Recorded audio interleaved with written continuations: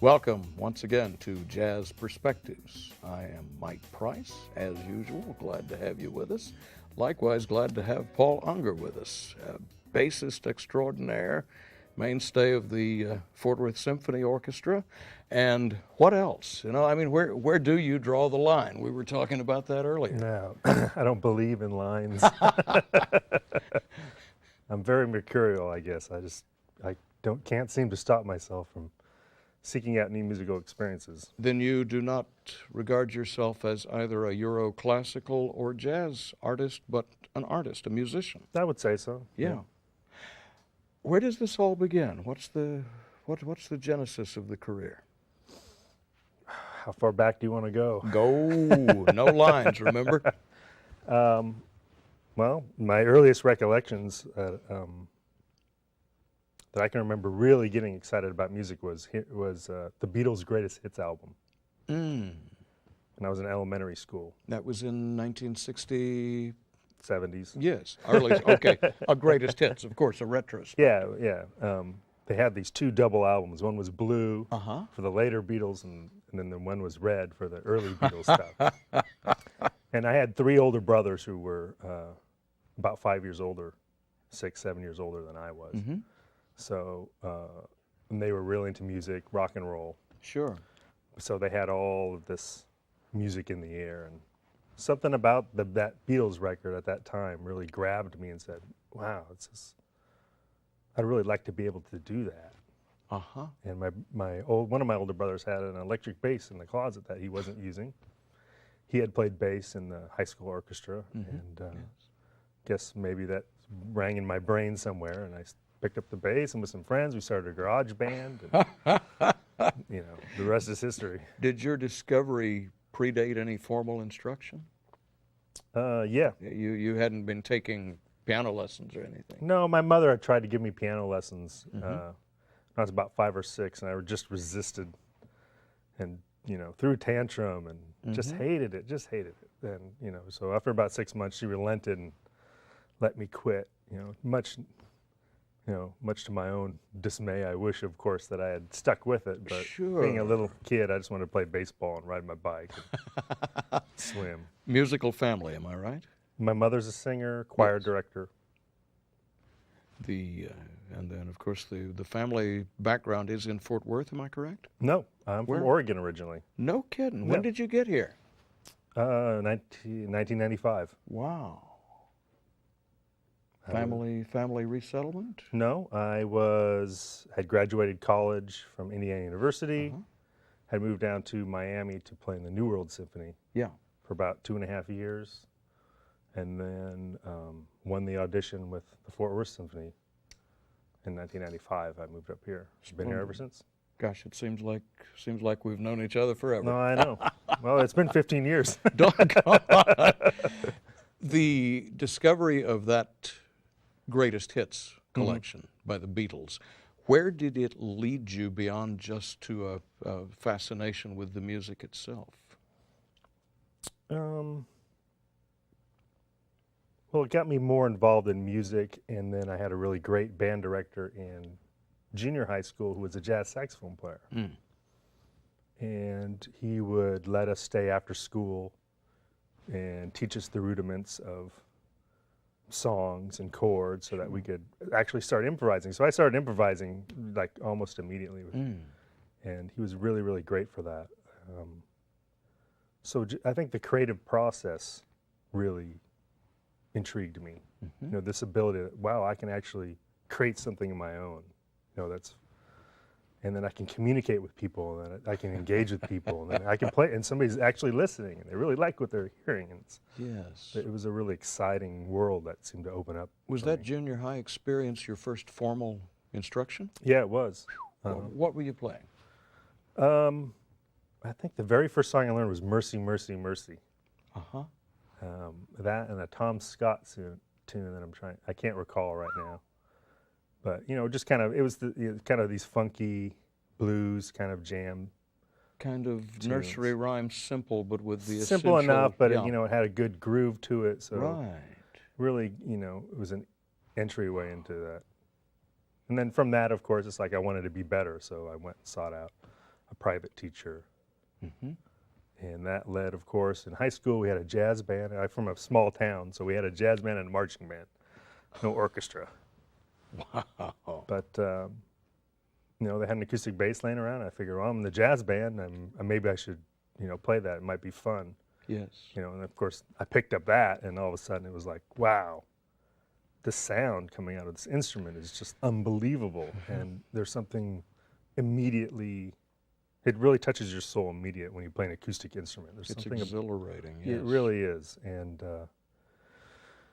I'd gotten more and more into, you know, the history of jazz and playing, you know, traditional jazz, Mm-hmm. you know, the real thing. I really had some great instructors. I was really fortunate to have good teachers who were excellent musicians in Oregon, who really pointed me in the right direction and really inspired me.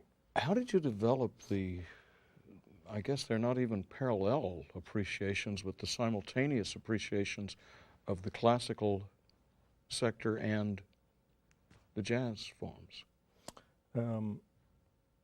I think my quest to sort of be able to do everything and master everything. And of course, when you're 16 years old, you think that that's not going to be a problem. Yeah. Well, I'll spend a couple months and I'll master this and I'll have Teaching it. must have changed between the years you were studying and when I got the old "you cannot serve two masters" argument. Right. Time and again. I did not get that.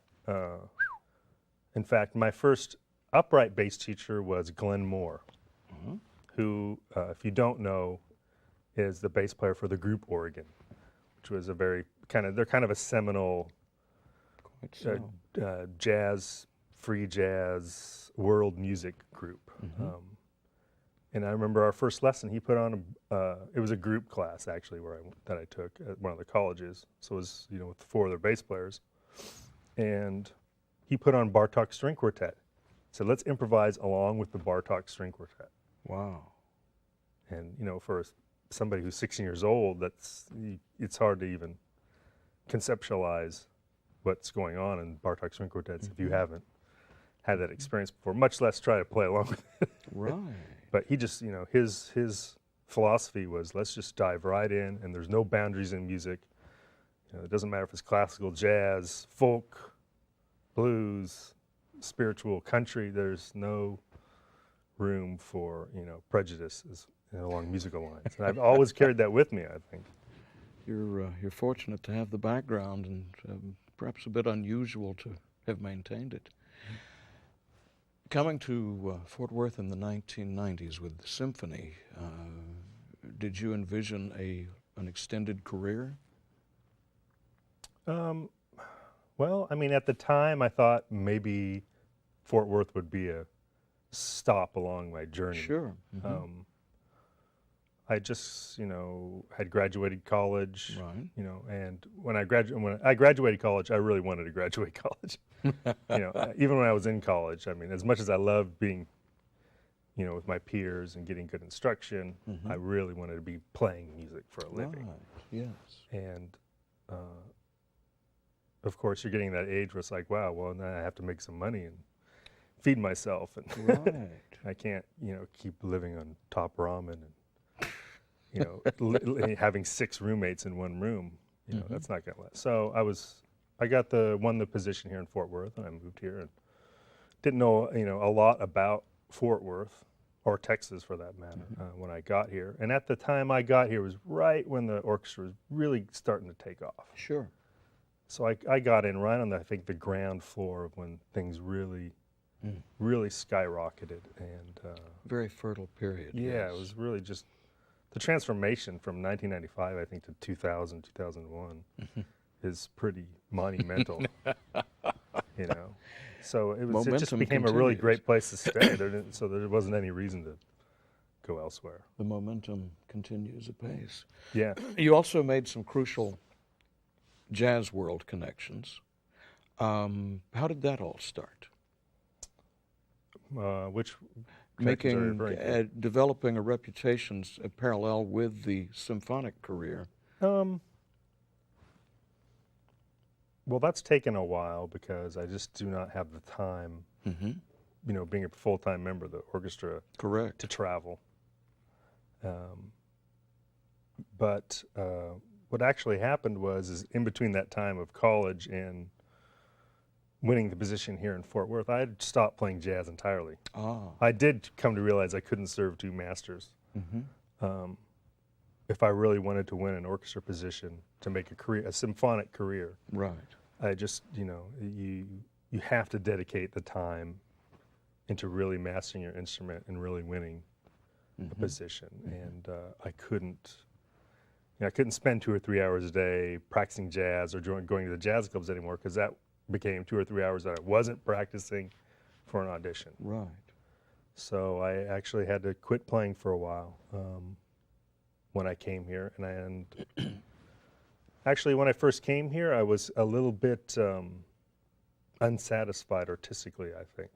Being in an orchestra, as much as I love playing in the orchestra, and I do today, there's nothing like being in inside an orchestra of 50 to 100 people and that sound, and you're playing Beethoven and Bach. You're just playing the masterpieces. It's like, I can't believe I'm doing this, It's just wonderful. Yeah. As great as that experience as that is, for myself, I've always kind of been, I think, a restless soul. I've always kind of been somebody who wants, to do things my own way, to have my own, to make my own stamp in the world artistically. So I felt after I'd accomplished, winning the job here, moving here, that I was like, wow, I'm kind of unsatisfied.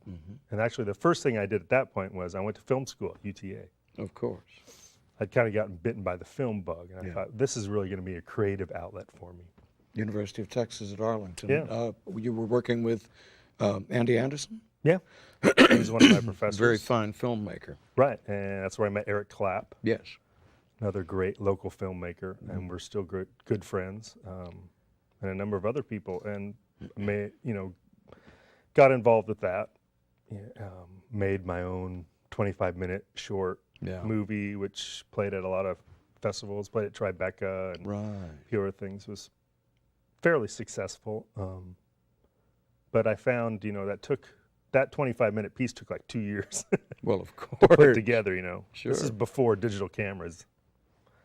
You were shooting on 16 millimeter. Yeah, and video. And it's just the equipment wasn't there. We had to like sneak into certain television stations late at night. Yep.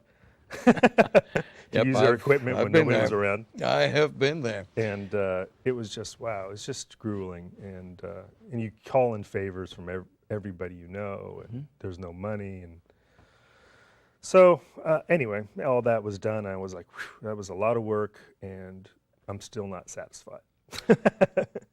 So that's what happened. Interestingly enough, right around this time, a friend from high school came to see me, was in town. We went out, went to a bar, and there was a jazz group playing there. Right. And it just happened to be Dave Monch, a saxophonist that I still play with today, coincidentally. But she says, that's what you should be doing. Well, of course it's Because, she knew me when I was a jazz musician before I went to college and started playing orchestra music. It's like, you should be up there playing. That's what you should be doing. I'm like, wow, it's like I really love this music. And I remember what it made me feel like that immediate creativity. When you're playing with other musicians, and it's just you, and it's right now.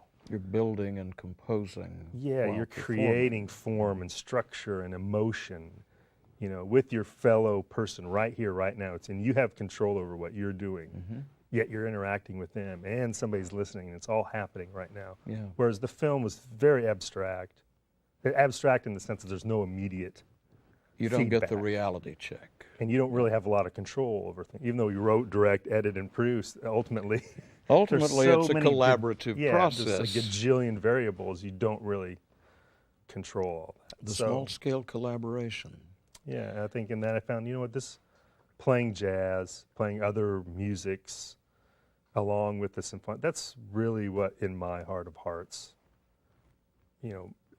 I felt that's really what I should be doing. As much as I love doing the film stuff, I felt like I didn't have the passion for the film that I had for music. The spontaneity and the immediate result. I think it was really, and to communicate. I think the older I've gotten, I think and reflected on it, the more I found that what I'm really trying to do for myself is communicate with other people. Yeah. How soon did you take this impulse and act on it? Fairly immediately. And I'd already been through it once. When I learned, coming up, I did have some private instructors playing the bass, but when it came to playing jazz, I got a really traditional education, meaning a mentorship way of learning. Yes. So I went to all the jam sessions in Portland when I was growing up in Oregon. When I graduated high school, I moved to Portland for 2 years before I went to Indiana University. And, the old-timer jazz musicians there would say, don't go to college. If you want to learn to be a jazz musician, the last thing you want to do is go to college. The art of feeling is. Yeah, because Tristano we're going to tell calls you it. everything you need to know, and they're just going to suck the soul out of you. Yeah. Why would you go to college if you can sit on the bandstand with Dave Frischberg? Quite so. Yeah. Well, but you took both routes. Right. in Yeah. the I think. academics. Eventually, I did go to school, but then when I came back, I realized, the only way to really learn this is to just jump in. And play. Yeah. And I couldn't remember. It's like, how do you play the blues? What's the blues scale? It's like, you know what I mean? It's been like 5 years.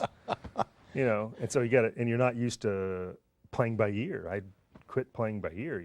So like getting back into here, being able to do that is very intimidating. How long did it take to regain that? Get your sea legs Well, it didn't back? take too long. I would say it probably took me 3 to 6 months to kind of get my feet back. Kind of an anxious period. Maybe though? another year or so to really feel comfortable with what I was doing. But it really is a different discipline because it's much more, being able to hear what's going on and then create spontaneously. Yes. Who all are you working with today in that realm, in the jazz sector? I'm doing a lot of my own things now. I still play with Tom Reynolds, Of the course. guitar player. We do a thing at the Kimball twice a month. Yes. Still play with my group Flipside. Sure. Not as much as we used to, but we still play occasionally. That's with Dennis Dirk on drums and Dave Motch on saxophone. We do all original material. Yeah. Much more improvisatory centered. Do a lot of. Quite so. Yeah, we do a lot of. I hate saying free jazz, but open-ended things. Free jazz is a very difficult term to Yeah, apply creative because improvised music always sounds better to me. Yeah, well, and improvisation has its place in the classical realm as well. Yeah. And applies across the board to a lot of things. Free jazz, I think, is a lot of people's excuse for getting being a bit lazy. sloppy, getting a bit sloppy. No, yeah, but but you still have to hear tonality, Right. form, phrasing.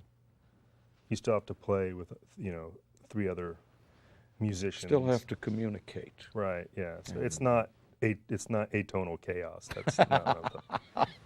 But yeah, you still have. It takes a lot of musical discipline actually to not have that, and yet create structure in the moment. Right, and create structure that may linger and lend itself to further structure.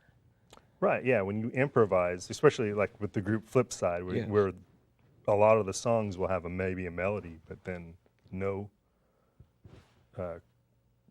after that, it's up in the air is Right. where we want to go improvisationally wise. Or we might just play, a lot of times we start a set just playing free right off the bat. Yeah. But it's also listening to what is happening musically in the moment.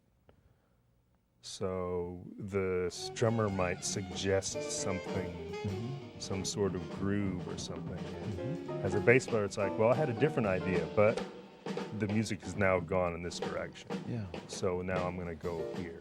Or I might be doing something, and then the saxophone might suggest something that's like, oh, I really like that. I hadn't thought of that. and let's create something. So we're always creating. It's almost like we're spontaneously creating a song. And these suggestions that you speak of do not take place in spoken word, but rather in the moment of performance. Right. Amazing. Yeah, and it's very exhilarating, fun, exciting to be, to be able to do that. But to be with two other musicians who can do that, Yeah. who aren't, a lot of musicians can't break away from that. They can only play what they know. Yes. And they can't let themselves be open enough to let go of all the licks that they practice. Oh yeah. To listen to what somebody else is playing and to go in that direction, or try and create a third thing between the two or three of you that is something completely different. And that's where the magic really happens for me, is those unexpected things that come out. How much of this attitude figures in your own approach to composing? I think these basic concepts apply to every. It applies to playing classical music, as far as I'm concerned. That's good. I think music making is music making. It doesn't matter if you're playing the blues or you're playing jazz or you're playing a Bach sonata or you're composing music. These same structures that are inherent in music, I think, apply across the board. And in fact, I've found really well that a lot of these things I'm just talking about being able to be open enough to hear what's going on with music just is. I mean, if more classical musicians could experience that, I think it would be a huge benefit. I know a lot of chamber music groups do. Yeah, exactly. A lot of chamber music groups do, but just that experience of really listening to what the other musicians around you are doing and trying to, meld your sound and your phrasing in with them. While influencing a possible new direction. And it's very hard because a lot of musicians, they achieve their mastery through force. And unfortunately, the ones I don't like to play with, they play that way. Oh yeah. This is the way I'm going to play, and it's not going to change. Well, music is an art of persuasion. Yeah, and I don't, I've gotten at least to the stage in my life where I don't want to play with those type of people anymore. If they start playing that way, I won't do it. I mean, it's got to be a conversation here. It's got to be a two-way street. Precisely. I was very pleased recently to see that the motion picture you scored in 2004, was it? Wow, has it been that long? I think that's about right. Has been really, the film, of course, I'm talking about, Eric Clap's 78. Can you describe the process of composing for that film? Very unusual, and we probably have a clip or two we could squeeze into this program once we get it on the... a really wonderful movie that my friend Eric Clap wrote and directed, who I met at UTA Film School and helped me on my film. And I'd written some music for some shorts that he had done. So I still write some music for him for various other things. He wrote this piece, which has a lot of kind of Hitchcockian film noir very much elements in it. It's like if Alfred Hitchcock and David Lynch had ever gotten together, we might see something like this. So it's my kind of film. Yeah, very dark. Check this out.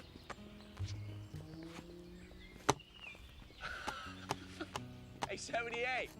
Why do you call him that, man? Come here, man. Come here. I want to sign your yearbook. Let me see your book, man. Aw, this is sad. I'm gonna sign your yearbook for you, okay?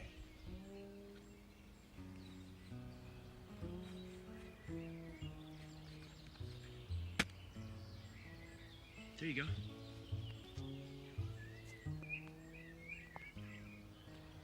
My name's Rennie. No, it ain't. The movie exists outside of time almost, because if you watch the movie, there's no TV, cell phones. None of these accoutrements of modern society exist. and a lot of it's in black and white. So it immediately has this other universe feel to it. Yet it's totally in the now, which I think makes it timeless almost. I think it. I think when he asked me to do the music, he knew I would do something, centered on strings, a kind of a more classic approach to almost a Bernard Herrmann Yeah. approach. Yeah. Speaking of Hitchcock, So it kind of makes course. it timeless. So even though like it's 2004, but I watched it today and it's like that could have came out today. Well, the It doesn't feel dated at all. the I don't think it patient will. progress of that film. What an amazing accomplishment. I've written some music for some other short films Good. that he's done. He's still working on some things. Don't know when the next feature is going to come out, but I hope I'm a part He's of told that. me about some very intriguing feature film ideas. Now, I think he's right on the cusp of putting something together. Now that it seems like since '78 it's finally come out in DVD, I think, they finally, recouped the money and made some money, and it's sort of put them back into on Momentum, their feet again so that they can work that momentum up into the next project. great incentive. What about composing as a class? Where are you going from here as a composer? Well, as a composer, I really write things for whatever I happen to be doing at the time. Sure. I don't see myself as a composer first. That's really, I'm a musician first, meaning I don't sit down every day and write. There's usually I write for a specific A project. that I'm working on, or a certain group, Yeah. or a concert that's coming up, or something like that. That's why I usually tailor my compositions and my composing for, specific things. Right now, that is mainly my own groups, the jazz groups Yes. that I've been playing with a lot lately, doing more of that. A lot of stuff at SCAT, Los Novembres, with Tom Reynolds. Yeah. So I'm trying to, in the last few years, really kind of get these projects and really work on, refine them so that I can get this out into the community Yes. so that people can hear them. A lot of these ideas have been brewing in my brain. I've been doing gigs and playing in the symphony and running from one thing to the next. I was teaching at TCU for a while. Of course. That took up a lot of time. Now that dust is settled, it's like, okay, it's time for me to kind of focus on a few of these, really get them together, market them really well. I think we've got a career to reckon with here. What have we missed? What have we skipped over that you find salient about your career? I don't know if I'm a good person to ask. I seem to just keep going. Yeah. I always got to have, the next musical experience to work Momentum. for. I Yes. just really feel that there's always more. I can always be better. There's always more to practice for. There's always more to write for. Even a couple years ago, I changed the tuning on my instrument. So I completely switched to fifth tuning, which is the tuning that other string instruments use. Right. Most bass players play tune in fourths like the guitar. Sure. So, but that required completely relearning where all the notes are on my instrument. So everybody else looks at me and goes, "You're insane." That might be a manner of preserving one's sanity. But I just found that, it's with all the things I wanted to do, the sounds I wanted to make that I felt Correct. out of my instrument, that was what needed to happen. Yeah. Well, I change the tuning on my guitars frequently. I wish I could change the tuning on the piano. Splendid occasion. I think we've covered the waterfront very splendidly. Oh, great. So glad. Thank you. Mike Price with Paul Unger for Jazz Perspectives.